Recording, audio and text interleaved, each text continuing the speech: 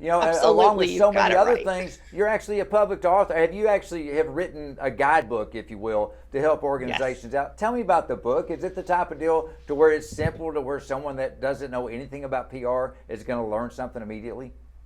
Yes, I would arguably it is the simplest marketing book out there. I happen to have a copy right here. It is called The Laws of Promotion, and it takes Sir Isaac Newton's three laws of motion and turns them into laws of promotion.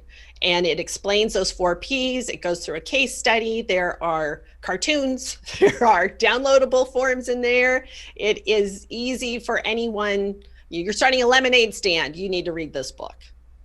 Well, that's outstanding, And again, going back to PR, a lot of people only think about PR when there's a crisis situation, and all of a sudden they've got to scramble to come up with something.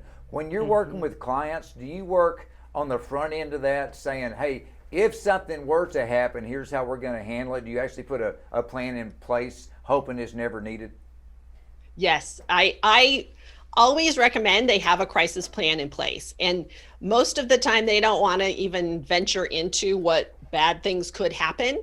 But when then they start thinking, well, what could happen? And a lot of times, what happens is not that there's something bad happened, but it gets taken out of context. So they said some remark, they put something on social media, somebody got fired and, was a disgruntled employee and makes some accusations. And so they need to have a plan for, number one, who is your spokesperson? And that is the only person who should be speaking out in public. So it doesn't mean that something horrendous has to happen. It could be actually a very mild thing, but it gets taken out of proportion and blown up through all the different channels.